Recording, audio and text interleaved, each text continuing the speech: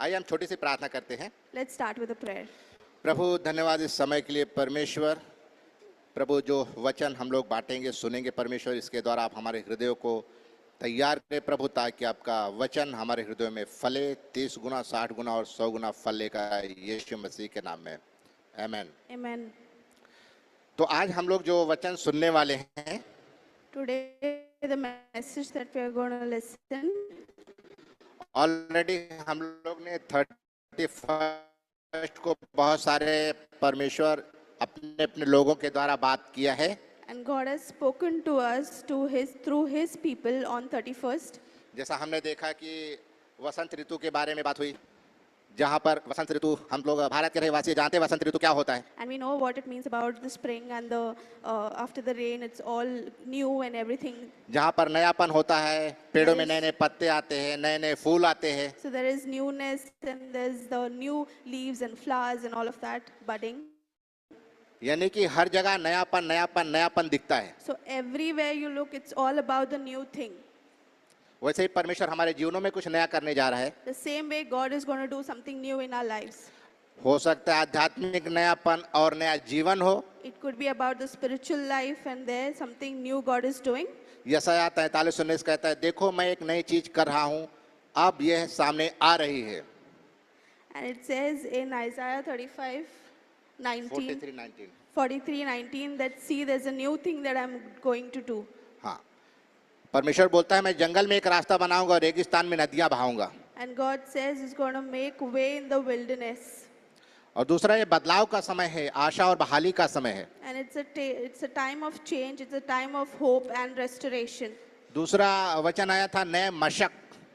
There's another word which had come, which was about the new wineskin. फिर शब्द आया था विनम्रता, प्रार्थना, पुनर्जन्म, नवीनीकरण। Another word which was about humility, prayer and rebirth. नहम्याह 9:10 में वचन आया था कि आने वाले नए साल में हम बहुत सी नई चीजें दिखाएंगे, परमेश्वर दिखाएगा। And it came from Nehemiah 9:10 that He will show us many new things in the coming new year.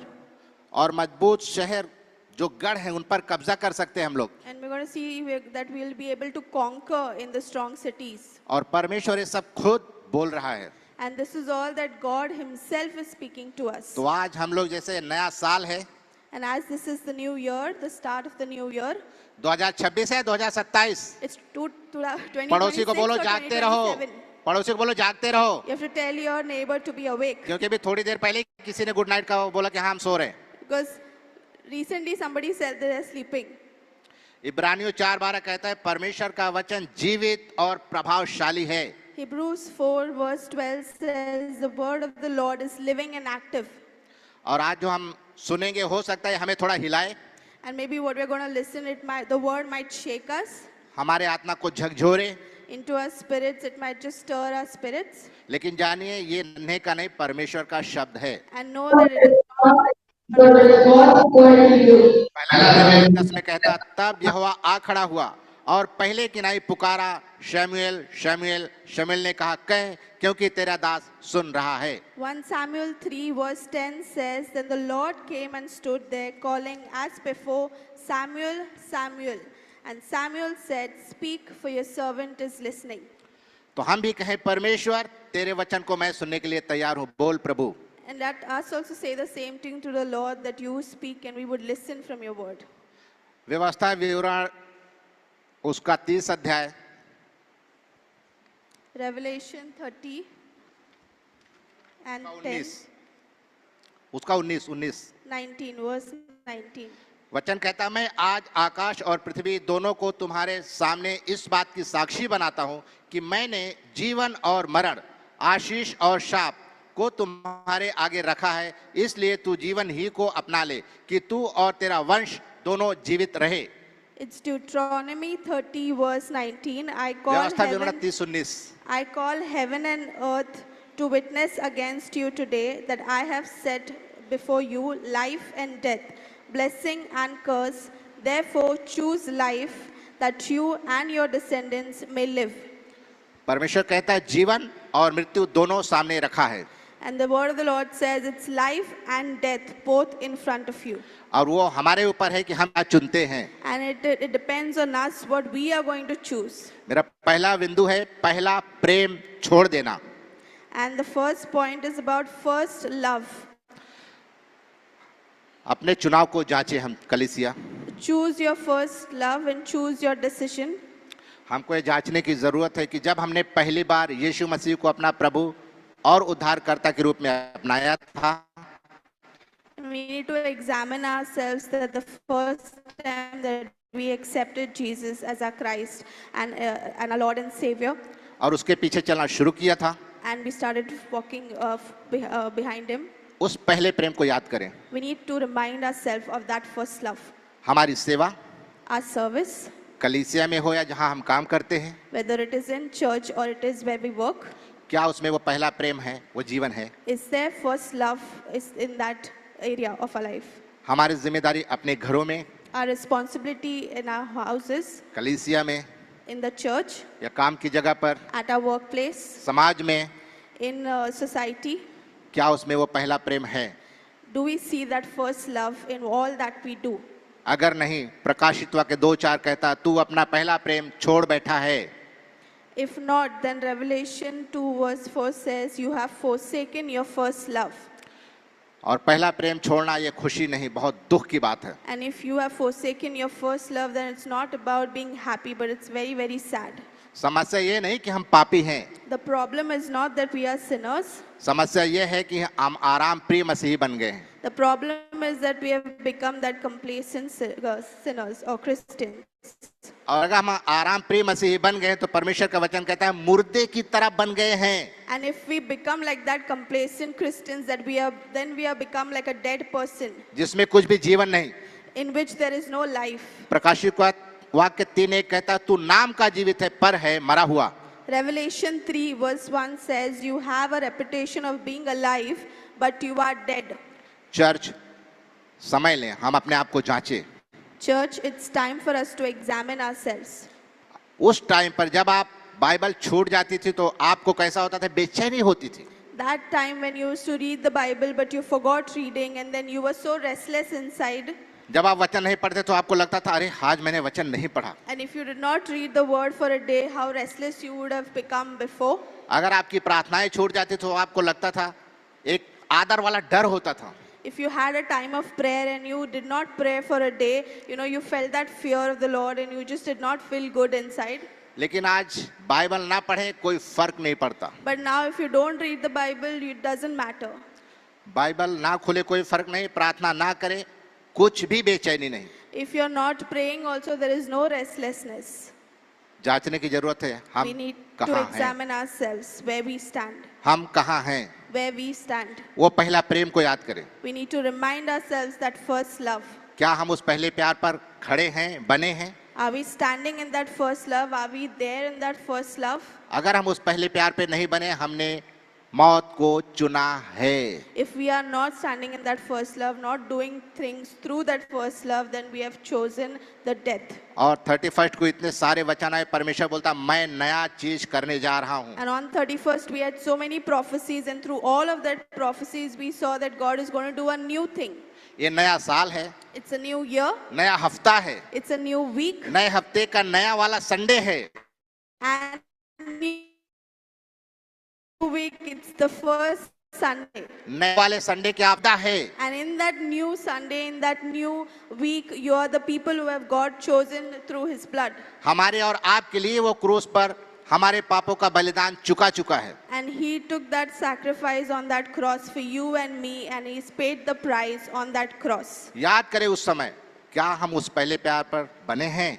Remember that first time, and remember if we are standing in that first love. जांचें अपने आप को. Examine ourselves. कभी कभी हमें लगता है Sometimes we feel मैं इतने साल का मसीही हूँ. that I am a Christian for so many years. कोई 22 साल, कोई 25 साल, कोई 5 साल, कोई 10 साल. Someone is there from 22 years as a Christian, 25 or 5 years or 10 years. और उन्हें लगता है कि हम सब जानते हैं. And they feel that they know everything. हमको सब पता, हमको मत बताओ। We know everything. Please do not tell us what to do. मैं बाइबल कवर टू कवर पढ़ चुका हूँ, उत्पत्ति से प्रकाशित वाक्य तक पढ़ चुका हूँ। I have read the Bible cover to cover from Genesis till Revelation. मुझे वचन याद है। I know all the verses. हाँ, हो सकता है। Maybe yes. सवाल ये नहीं, इसको हम एक उदाहरण से समझते हैं। The question is not this, so we'll take it as an example. समझो एक कुआं है, Just think there is a well, बहुत पुराना कुआं है। very old well. सवाल ये नहीं कि कुआं कितना पुराना है, The question is not that how old the well is. सवाल ये है कि कुएं में पानी कितना है। The question is how much water is there in that well. और अगर उस कुएं में पानी है तो पानी पीने के लायक है या नहीं है, And if there is water, is that water fit to drink or not? या कुछ गंदगी साफ करने के लायक है या नहीं है, Or there is dirt that we need to clean and make that water fit to drink. या पानी गंदा है, बदबूदार है, किसी की प्यास नहीं बुझा सकता। Is it very dirty? Is it very smelly that it will not quench anybody's thirst? तो सवाल ये है कि हम कितने साल के मसीह हैं, ये मायने नहीं रखता, मायने ये रखता है कि हमारे अंदर मसीहत कितनी है। The question is not that for how long we are Christian. The question is Christ there in us in those many years, even now? मसीहत होना मतलब परमेश्वर का जीवन होना, And being Christian means having a life how Christ wants us to be. परमेश्वर की बातों का होना, God's word and His word in our lives. परमेश्वर के वसूलों का होना। And His principles in our lives. यूहन्ना 7:38 कहता है, John 7:38, 7:38 says, जो मुझ पर विश्वास करता है, जैसा पवित्र शास्त्र में आया है, उसके हृदय से जीवन जल की नदियां बह निकलेंगी। and whoever believes in me, there will be living water, streams of living waters through their lives. हम मसीही तो हैं, लेकिन हमारे अंदर मसीहत नहीं, किसी की प्यास नहीं बुझ सकती, किसी का कुछ भला नहीं हो सकता, कोई प्रभु के पास नहीं आ रहा है। We are Christian, but the Christ is not in us. Nobody knows the Christ through us. Nobody is getting a healing. Nobody is coming to Jesus through us. हमारे जीवन से किसी का जीवन नहीं बदल रहा है। And through our lives, nobody's life is getting changed. कलीसिया जरूरत है पश्चाताप की। So church, there's a time that we need to repent. हम लोग सोचते हैं एक साल था जब आत्म जागृति आई थी, And we think there was a time where there was a awakening which had come. आज भी अभी भी आ सकती है आत्म जागृति, And that spiritual awakening can come even now. The revival can come even now. क्योंकि आत्म जागृति कभी कुर्सियों पर नहीं गिरती। And the revival is not just on the people. आत्म जागृति आती है पश्चाताप के ऊपर। It comes through repentance. जब उसके लोग पश्चाताप करते हैं When his people repent, तब आग आती है। and then the revival comes. इब्रानियों 12:29 कहता है परमेश्वर भस्म करने वाली आग है। And Hebrews 12:19 says that God is that flaming fire which can just destroy everything. याकूब 4:8 कहता है परमेश्वर के निकट आओ तो वो भी तुम्हारे निकट आएगा। And James 4:8 says that draw near to God and He will draw near to you. पापियों अपने हाथ शुद्ध करो, अपने हे दो चित्ते लोगों अपने हृदय को पवित्र करो। Cleanse your hands, and you sinners purify your hearts, you double-minded. Church, हमें जरूरत है पश्चाताप करने की। Church, we need to repent. अगर हमें जीवन का चुनाव चाहिए, If we want to choose life, नयापन चाहिए, if you want that newness जो in our भविष्यवाणी lives, आई है वो सब फुलफिल होना चाहिए, if you want to see all those prophecies coming true in our lives, हमें वापस उसी पहले प्रेम के पास लौटना होगा। we need to come back to that first love. फिर से पश्चाताप करना होगा। We need to repent again. कहना होगा प्रभु मैं उस पहले प्यार को छोड़ चुका हूँ और छोड़ चुकी हूँ। And you have to say that to the Lord. Confess that you have forsaken the first love. उस समय था, पुराने समय में जब लोग कपड़े फाड़ कर पश्चाताप करते थे, There was a time where people used to tear their clothes and they used to repent. टाट ओढ़ते थे, राख डालते थे। They used to put ashes on themselves and put sackcloth. आज जरूरत है हमारे दिलों को फाड़ने की। And now there's time that we tear our hearts. और जैसा परमेश्वर का शब्द कहता है यूहन्ना 7:38 हमारे जीवन से जीवन जल की नदियां बह निकलेंगी। And how it says in John 7:38 that God's life will come and rivers of living waters will flow. जैसा वचन आया था कि रेगिस्तान में नदियां बहेंगी। And we'll see there will be streams in the wilderness. हो सकता है हमारा जीवन रेगिस्तान हो चुका हो, लेकिन नदियां बहेंगी। Maybe our life has become like that wilderness, but we will see the streams coming through that. कितने लोग चाहते हैं कि उनके जीवन से बहुत सारे लोगों के जीवन में बदलाव आए? How many people want through your हाथ life देखना many चाहता हूं। lives getting changed? आप लोग हाथ उठाए हैं जीवन से बहुत बड़ा बदलाव आए तो जरूरत है उस पहले प्रेम पर लौटने की, अगर हम भूल चुके हैं। If you want that change to come through your life, then we need to get back to that first love if we have forsaken it. क्योंकि अगर हम पश्चाताप करते हैं, परमेश्वर कभी भी टूटे हुए मन को तुच्छ नहीं समझता है। Because if we repent, then God doesn't make that heart and that person feel small when we repent and come back to the Lord. दूसरी बात, व्यवस्था विवरण 30:19 कहता है, तू और तेरा वंश दोनों जीवित रहे। And Deuteronomy 30:19 says that you and your descendants may live. अगर हम हमारे घर और हमारे आने वाली पीढ़ी को में जीवन देखना चाहते If हैं, you want to see life in our houses, in our home, and in the next generation, और जैसे अभी आज अलेक्स बहुत अच्छी बात की है ब्रेकिंग ब्रेड के टाइम पे, कि नए जनरेशन के साथ प्रार्थना करो। and today we saw that it was a new thing and a very good thing said that we need to pray with the new generation. और ये प्रार्थना करने की बात नहीं थी, उन पर जीवन बोलने की बात। It was not about praying but speaking life into their lives. और बहुत अच्छा था वो, मैं देखा कि परमेश्वर धन्यवाद, आप मार्ग खोल रहे हैं। It was so good because I could see God making a way through the kids. कभी कभी हमारा घर मसीही है, हम मसीही परिवार हैं, And there are a lot of times that we are Christian and our house is of a house of a Christian. लेकिन रिश्ते में जीवन नहीं है। But in the relationship there is no life. होशे 4:6 कहता है, मेरे लोग ज्ञान के अभाव में नाश हो रहे हैं। Hosea says, 4:6 Hosea 4:6, my people are destroyed for lack of knowledge. घर में वचन का पढ़ना जरूरी है कलीसिया। In all the houses, it's very important for you to read the word of the Lord. हर दिन प्रार्थना करना जरूरी है। Every day praying is very, very important. सवाल ये होता है, The question is, क्या हमारे घर में संसार की बातें ज्यादा हैं, in our houses, in our home, there is lot talking about the world. परमेश्वर के राज्य की बातें कम हैं? Are we talking about God's kingdom more or about the world? क्योंकि प्रार्थना और बाइबल हमारा रिश्ता परमेश्वर के साथ रखता है। अगर प्रार्थना और बाइबल नहीं है, हमारा रिश्ता परमेश्वर से कमजोर होता है। Because our relationship with the Lord depends on how much we read the word, how much we pray. If we don't do this, then we would not have that relationship with the Lord. मैंने एक जगह पढ़ा था कि Bible हमें पाप से दूर रखता है और पाप हमें बाइबल से दूर रखता है। I read somewhere that Bible keeps us away from sin and sin keeps us away from Bible. और अगर बाइबल और प्रार्थना नहीं है तो हमारे आपस के रिश्ते मरने शुरू हो जाते हैं। And if we don't have that relationship, we don't have that time where we read the Bible and pray, then the relationship between us becomes dead. पति पत्नी में तनाव, And then there's a lot of stretch and there's stress. भाई बहन में तनाव, In brother and sister also there's stress. एक दूसरे के साथ तनाव, It is stress between one another. एक दूसरे से क्षमा ना मांगना, क्षमा ना करना। Then people don't ask forgiveness, neither forgive each other, क्यों? क्योंकि वो परमेश्वर का वचन नहीं जानते, because they don't know the word of the Lord. इसलिए जीवन की जगह मौत आ रही है। And because of this, there's no life, there's death coming. और परमेश्वर चाहता है, व्यवस्था विवरण हमने पढ़ा कि वो चाहता है हम जीवन को चुने। And we read Deuteronomy 30 where God wants us to choose life.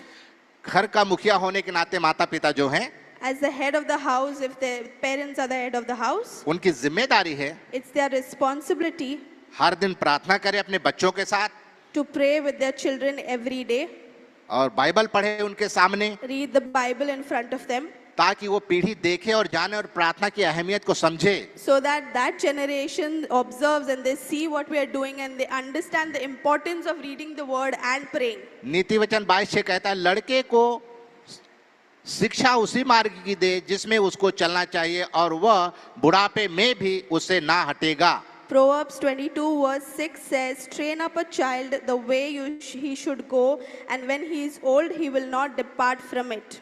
व्यवस्था विवरण 6:8 भी इस बात को बताता है। Deuteronomy 6:6-8 says, और ये आज्ञाएं मैं आज तुझको सुनाता हुए तेरे मन में बनी रहे और तू इन्हें अपने बाल बच्चों को समझाकर सिखाया करना और घर में बैठे मार्ग पर चलते लेटते उठते इनकी चर्चा किया करना और इन्हें अपने हाथ पर चिन्हानी करके बांधना और ये तेरी आंखों के बीच टीके का काम दें। and these words which I command you today shall be in your heart. You shall teach them diligently to your children and shall talk to them when you sit in your house, when you walk by the way, when you lie down and when you rise up. You shall bind them as a sign on your hand, and they shall be as frontlet between your eyes. ये सारी बातें सही परवरिश पर जोर देती हैं। All of this talks about a good, godly way of upbringing.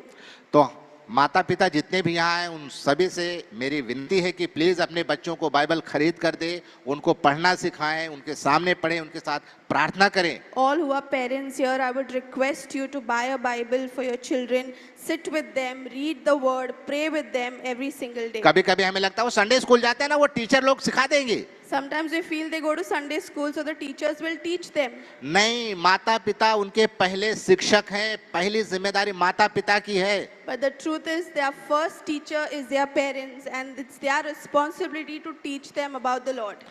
अभी मुझे पता चल रहा है डैनियल आने के बाद कि बच्चे कितना अपने बाप का माँ का अनुसरण करते हैं, नकल करते हैं फटाफट। And after Danny was born, I understood how much children copy their parents. मैं कैसे बैठ के खाता हूँ बराबर वैसे ही नकल करता है। How I sit and eat, exactly he also sits like that only and he eats. और मैं कैसे प्रार्थना करता हूँ बराबर, अगर मैं भूल गया डैडी ऐसा, The way I sit and pray, he also does the same thing. If I do, मुझे अच्छी नींद दे दो, आमीन।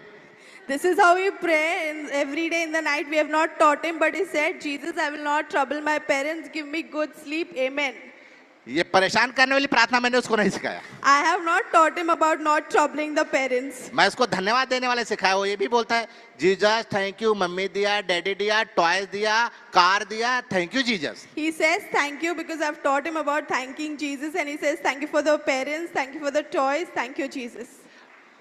तो ये धन्यवाद है परमेश्वर का, And it's thanking Jesus. क्योंकि परमेश्वर है जो गाइड कर रहा है, हमारी जिम्मेदारी हम पूरा कर रहे हैं। Because God is there, He's guiding us, and that's why we are able to do our responsibility well. और प्लीज आप लोगों से प्रार्थना है, हमारे और सरिता के लिए प्रार्थना कीजिए, ताकि हम एक जिस तरह से परमेश्वर का वचन चाहता है हम वैसे उसकी परवरिश कर सके। And we आप would लोग like प्रार्थना में रखिए to हमें। request you all to pray for us that as God wants us to guide Him and teach Him His word, we'll be able to do that as parents. अगली बात आती है आज्ञाकारिता। Next is about obedience. परमेश्वर का वचन कहता है यूहन्ना 14:21, It says John 14 verse 21. जो मुझसे प्रेम करता वो मेरी आज्ञाओं को मानेगा। Whoever loves me will keep my commandments. कितने लोग हैं परमेश्वर से प्रेम करने वाले? Who all love Jesus? प्रेम करेगा लेकिन मैं मेरी मर्जी का करेगा। I will love Jesus, but I will do what I want to do. बराबर ना? हम Correct, प्रेम right? करते हैं लेकिन मैं मेरे वसूलों पे चलने वाला है। I love Jesus, but I want to follow my principles. I want to follow my thing. 1 शमूएल 15:22 कहता है, 1 Samuel 15 verse 22 says, आज्ञाकारिता बलिदान से बढ़कर है। obedience is better than sacrifice. अगर हमें सारी चीजें जो भविष्यवाणी आई है 31 तारीख को, Whatever prophecies came on 31st, आज्ञाकारिता पे निर्धारित है। it all depends on our obedience. अगर हम आज्ञा पालन करेंगे टक टक टक 1 by 1 हो जाएगा। As we keep obeying the Lord, the same way one prophecy after other will come pass. यीशु भी कहता है, अगर मेरी शिक्षाएं तुम में बनी रहे तब तुम मेरे चेले ठहरोगे। And the Lord says His teaching will be in us, only then you will be His disciple. बहुत बार हम उपवास करते हैं, There are a lot of times that we fast, प्रार्थना करते हैं, we pray, हाँ बहुत अच्छा है, and that's very good. लेकिन एक प्रॉब्लम है, But there's one problem. समझौते का जीवन है। But we live a life of compromise, गुप्त पाप, secret sin, गलत रिश्ते, wrong relationships, झूठा जीवन, a false life. इसमें फंसे हुए हैं। And we are trapped in all of this. उपवास भी करते हैं, प्रार्थना भी करते हैं, We are praying, we are fasting also. फिर हम परमेश्वर को कहते हैं, प्रभु प्रार्थना किया, उपवास किया, क्यों नहीं हो रहा है? And we says, Lord, I've prayed so much, I've fasted so much, why things are not happening? नहीं होएगा। It will not happen. अगर मैं समझो कि एक कार में बैठा हूं Just imagine I'm sitting in a car और मेरे ऊपर बहुत कम से कम 30 किलो का बैग है and there's 30 kg of bag I've carried it. और मैं कार में बैठा हूं लेकिन बैग मेरे ही ऊपर है। I'm sitting in the car, but that burden, that 30 kg of bag is on me only. I've carried it. मैं चला तो जा रहा हूं And I'm driving, लेकिन उस बोझ के साथ मुझे आराम नहीं मिलेगा। but with that burden, I will not get rest at all. और ये पाप का बोझ बहुत खतरनाक है। And that burden of sin is very, very danger. ये छुपा हुआ पाप, ये सब चीजें The secret sin and all of this. Aunty Desiree ने हमें यूपी में एक चीज बहुत अच्छा सिखाया था। Auntie Des had taught us something in UP. मैं वो नकल कर रहा हूँ। I would copy that. देखो, चर्च देखो, Church, see, चल रहा हूं मैं। I am walking. कई बार होता है हम चल रहे हैं इसे लंगड़ते लंगड़ते, लेकिन हमारा ये जो कुर्सी है ये हमारा पाप दर्शाता है। हम चल रहे हैं लंगड़ते लंगड़ते, लेकिन उस पाप के साथ। We are walking like that, limping and limping, but we are walking with the sin. तो प्रभु चाहता है कि हमारा उपवास और प्रार्थना ऐसा हो, पाप छोड़ने का है। And our fasting, our prayer should be in such a way that we have just gone very far from the sin. We are not sinning anymore. Church, आज समय है आत्म जागृति अगर लाना है, ये आपके हाथ में है, हमारे हाथ में है। If you want that revival to happen, it is in your hand and my hand. हम लोग सोचते हैं वो तब हुआ था, And we think about it, revival, it happened years ago. आज भी हो सकता है, It can happen अब now भी हो as well, सकता है। even today. अगर हम चाहें तो। If we want it, हमें पश्चाताप करने की जरूरत है, we need to repent. पाप छोड़ने की जरूरत We है, need to leave that sin. गलत रिश्ते छोड़ने की जरूरत We है, need to leave that wrong relationships, क्योंकि परमेश्वर चाहता है because God wants it. कि हम इसे छोड़ दें। Because God wants us to leave that. नीति वचन 28:13 कहता है, Proverbs 28 verse 13 says, जो अपने अपराध छिपा रखता है उसका कार्य सफल नहीं होगा, परंतु जो उनको मान लेता है और छोड़ भी देता है उस पर दया की जाएगी। whoever conceals their sins does not prosper, but the one who confesses and renounces them find mercy. व्यवस्था विवरण 30:19 कहता है, इसलिए जीवन को चुन लो। Deuteronomy 30:19 says, therefore choose life. Church, आज समय है Church, it's time हम जीवन को चुन लें। that we choose life. रेगिस्तान में नदियां बहने दें। So there will be streams of living water in the wilderness. हमारे जीवन में उस वसंत ऋतु को आने दे। That springtime will come into our lives. नई मशकें आने दे हमारे जीवन The में। newness will come into our life. जीवन के नए नए उन स्थानों को ले ले जो परमेश्वर ने हमारे लिए रखा है। The new places that God has kept, we will be able to take those places. 2026 ऐसा हो जो 2025 है उससे पहले जो था अब ना रहे। 2026 should be so different that as so many years it will be very different to this year. हम जीवन को लाने वाले बने। Because there will be people who will bring life. हमारे जीवन से जीवन जल की नदियां बहने दे। Through our lives there will be living waters. हमारा पश्चाताप वो रास्ता खोल देता है। Our repentance opens that door for us. क्योंकि रिवाइवल कोई प्रोग्राम नहीं है, ये एक व्यक्ति है, उस व्यक्ति का नाम है यीशु। Because revival is not a program, it's a person, and that person's name is Jesus. इसलिए यीशु को चुन ले आज। And that's why I choose Jesus today. क्योंकि यीशु यूहन्ना 14:6 कहता है, मैं ही जीवन हूँ। Because John 14:6 says Jesus is life. अगर हम कहते हैं कि जीवन नहीं है, मतलब वहां पर यीशु और उसका वचन नहीं है। And if there's no life in you, means there's no Jesus and not His word into your life. Church, मैं रिक्वेस्ट करूंगा कि आइए हम लोग खड़े हो जाएं, हम एक छोटी सी प्रार्थना करेंगे। Church, let's stand and make a small prayer. और जैसे हम लोग प्रार्थना करते हैं, And as we pray, हम रिक्वेस्ट करेंगे कि प्लीज हम अपनी आंखों को बंद रखें। I would request that you would close your eyes. अपनी आंखों को बंद रखें, ध्यान अपना प्रभु के पास रखें। Close your eyes and let your attention be to Jesus. Focus on Jesus. और कहें परमेश्वर को, And say, Jesus, प्रभु मैं तेरे पास आता हूँ। that I come to you. हाँ प्रभु, ये सच है, मैं किसी को दोष नहीं दे रहा हूँ। अगर आपके जीवन में छुपा पाप, गुप्त पाप, पाप के रिश्ते हैं, प्लीज उसे छोड़ दें। If there's wrong relationship or secret sin or anything which is not from the, वापस आए उस पहले प्यार को याद करें। come back to your first love. Come back to the Lord. याद करें, Remember, याद करें remember जब आपने पहली बार यीशु को अपना प्रभु और उद्धारकर्ता स्वीकारा था, the first time that you accepted Jesus as your Lord and Savior. जब आपने पाप को पूरी तरह से ना बोल दिया था। When you had said no to sin completely. आपने कहा था कि कुछ भी क्यों ना हो जाए मेरे जीवन में, And you said, no matter what happens in my life, प्रभु मैं तेरे मार्ग पे ही चलूंगा। I will walk on your way, Lord. और कहें प्रभु को कि प्रभु मैं उस वादे पे खड़ा नहीं रहा, खड़ी नहीं रही। And confess it to the Lord that you didn't stand on your word. कुछ हमारे जीवन में पाप ऐसे होते हैं जो कोई भी नहीं जानता, And there are so many sins, secret ones that nobody knows, लेकिन परमेश्वर जानता है। but the Lord knows. आइए हम पश्चाताप करें, Let's repent in front of the Lord कबूल करें and confess it कहें प्रभु ये मैंने पाप किया है, and confess it and say, Lord, this is the sin that I did. कबूल करें Confess it और कहें कि प्रभु मुझे माफ कर, and ask for forgiveness from the Lord. क्षमा मांगे, Ask for forgiveness. क्षमा मांगे। Ask for forgiveness. कभी कभी ऐसे भी लोग हैं Sometimes there are people, जिन्होंने आपको चोट दिया है, the people who have hurt you. जबकि आप सही थे, You were right, but still people hurt you. आपका मजाक उड़ाया गया है, They mocked you. आपको दोषी ठहराया गया है, They put blame on you. आप पर इल्जाम लगे, They put blame on you and false accusation. लोगों में आपका ठट्ठा किया गया है, People have put you down. आपके बारे में गलत धारणाएं बनाया है। They would have put wrong stories about you. ऐसे लोगों को माफ करें, And we need to forgive these people. क्षमा करें, We need to forgive. माफ करें Forgive और कहें and say, प्रभु मैंने क्षमा करता हूँ तेरे नाम में। and say, Lord, I would forgive in your name. यीशु को अपना प्रभु आज फिर से बना ले, जो आपका प्रभु है, जो आप भूल गए थे। You have forgotten your first love. Again confess it and come back to first love and accept him as your Lord and Savior again.